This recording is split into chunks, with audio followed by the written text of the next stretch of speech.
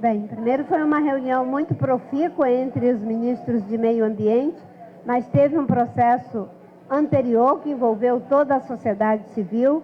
Tivemos ali um conjunto de grupos temáticos, foram 6 grupos temáticos em que debatemos o tema da questão do painel científico, a questão do desmatamento, a questão de comunidades tradicionais, biodiversidade, bioeconomia e assuntos referentes à cooperação, sobretudo instrumentos de financiamento para o desenvolvimento sustentável da região. O que foi a metodologia adotada?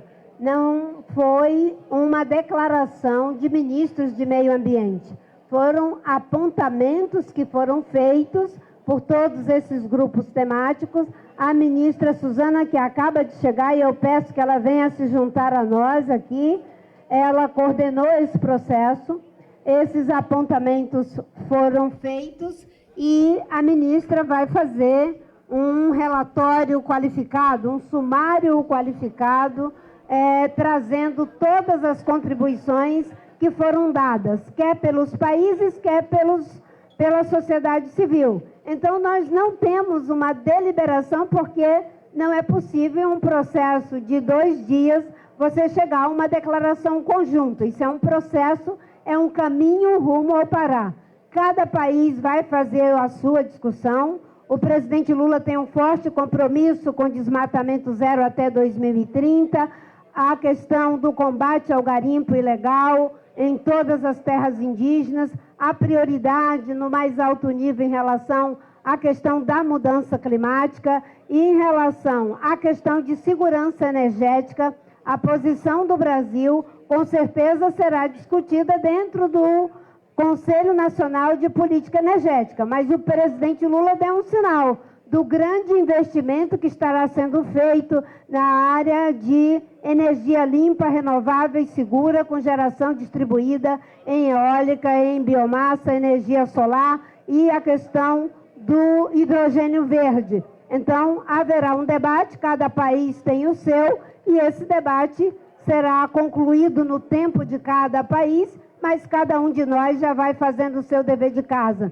No que concerne ao Brasil, já conseguimos uma redução em 6 meses em 33,6% do desmatamento. Nesse mês, graças ao trabalho da ministra Sonia Guajajara, do IBAMA, da Polícia Federal, da PRF, já não temos nenhum garimpo novo sendo aberto em terra indígena Yanomami, e é assim que estamos participando desse processo rumo a Belém. É o mapa do caminho.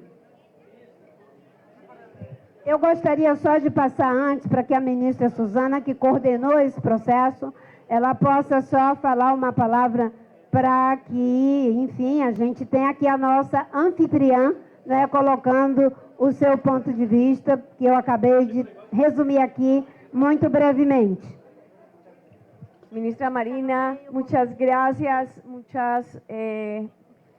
Fue un paso importante, una piedra en un camino que iniciamos y que iniciamos con vocación de cambio y con voluntad política para movilizar y abrir la posibilidad de que la selva amazónica llegue a un punto, no llegue al punto de no retorno.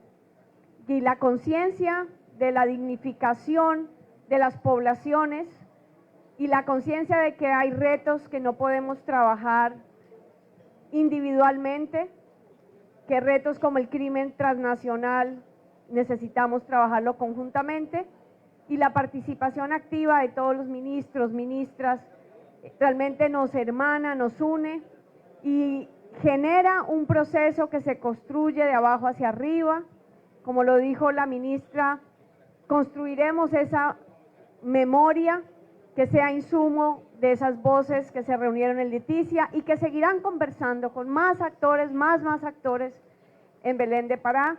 Un abrazo a todos los pueblos, ministros que vinieron de los 8 países y muy expectantes, muy contentos de poder ir a Belén de Pará en Brasil, que va a ser el anfitrión de esta cumbre de presidentes. Muchas gracias.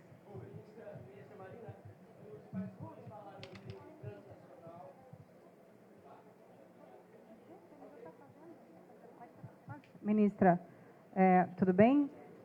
Jornal Nacional aqui. Tanto o presidente quanto as outras representações indígenas e também da sociedade falaram muito das preocupações em relação aos crimes transnacionais relacionados ao meio ambiente. Eu queria saber em que pé que estão esses trabalhos de controle e essa parceria, inclusive, também com os governos dos países aí da ótica e aqui na Colômbia, né? E queria saber como que está no Brasil o controle em relação à exploração de petróleo na Amazônia. Em relação aos crimes transnacionais, há um consenso de que precisamos enfrentá-lo em 2 trilhos. O trilho dos Estados nacionais, cada um se fortalecendo para fazer o seu próprio combate às criminalidades no âmbito de seus territórios, e a cooperação internacional. Nós sabemos que muitas vezes, quando fazemos operações dentro dos nossos territórios, há um transbordo para outros países vizinhos.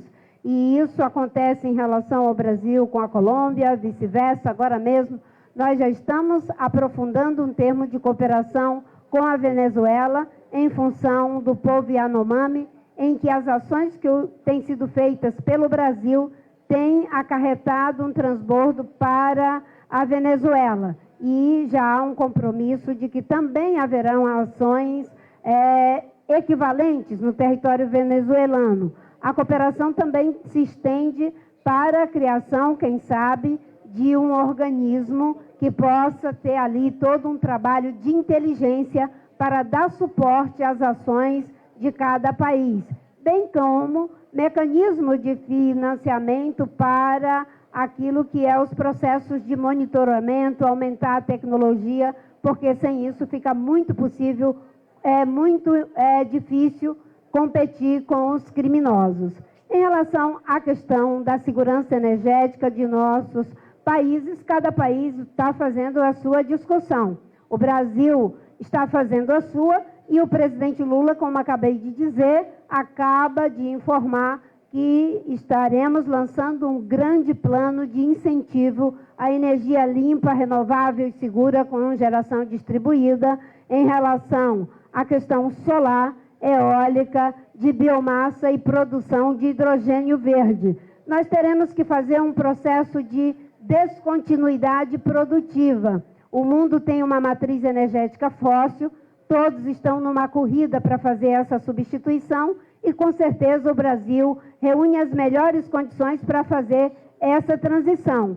Igualmente, os demais países irmãos que compartilham a Amazônia. Mas são discussões internas que serão feitas à luz dos interesses estratégicos de enfrentar o problema da mudança do clima, preservar as florestas, as populações tradicionais e criar um novo ciclo de prosperidade, em que possamos combater desigualdade, fortalecer nossas democracias com sustentabilidade.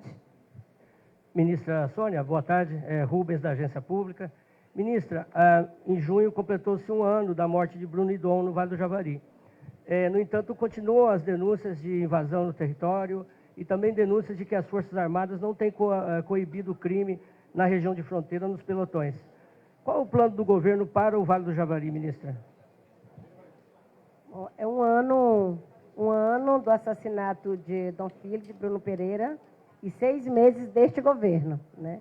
Então, nós podemos considerar aqui o plano que nós estamos agora elaborando e já em algumas áreas sendo efetuado, né, para combater a criminalidade na região de fronteira e também nos territórios indígenas. No Vale do Javari já há um monitoramento ali permanente dentro do planejamento da FUNAI, né, com a presença já de contratos temporários e servidores da FUNAI que estão ali, né, fazendo essa fiscalização permanente. Foi realizada essa visita lá na região do Vale do Javari e a elaboração de um plano compartilhado com o Ministério do Meio Ambiente, né, por meio do IBAMA, Ministério da Justiça, com a Polícia Federal, a Polícia Rodoviária Federal, o Ministério da Defesa, né, e com as organizações indígenas. Então, nós estamos agora com várias operações em curso, já atendendo, né, 7 terras indígenas, que é a terra indígena Yanomami, né, já iniciando também na terra indígena Munduruku, Caiapó, Uruauau, né, Caripuna em Rondônia, Araribóia no Maranhão. Então, o Vale do Javari está dentro desse plano macro, né, para que a gente possa estar logo em seguida dando, né, esse início dessa fiscalização e monitoramento para trazer a segurança para os povos indígenas, servidores e servidoras da FUNAI nessa região. Ministra Sônia, ministra Marina, há uma proposta do governo colombiano, além de zerar o desmatamento, também contra a exploração de petróleo na Amazônia. Essa proposta ela é importante? Ela é possível do convencimento dela no Brasil?